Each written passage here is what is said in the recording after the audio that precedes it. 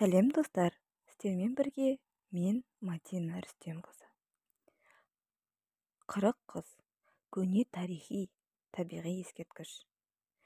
Ескерткіш Қазығұрт аймағында екеу көп замандардан бері табиғаттың өзі жаратқан киелі ескерткіш болып саналады. Көнеден келе жатқан аңыз әңгімеге сүйенсек, бұрынғы жаугершілік заманда жау шапқыншылары елден тысқары Қарабау суына шомылып, алаңсыз серуендеп жатқан 40 қызды көріп, соңдарынан қуса керек.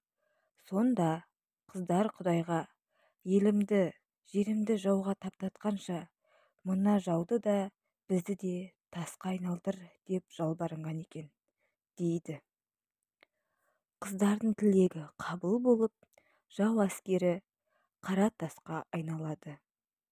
Ол жер қазір Қаратас деп аталады. Ал қыздар әсемдене тізілген қайталанбас ескерткішке айналған деседі. Бұл ескерткіш тас мүсіндер Тұрбат ауылының солтүстік шығысындағы Аққұм өзенінің бастау алар жерінде.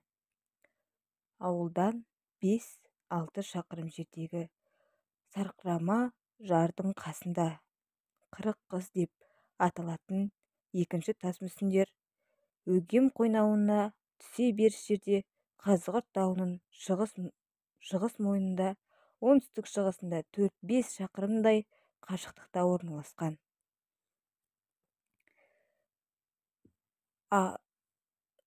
Өтем өзені ағып жатқан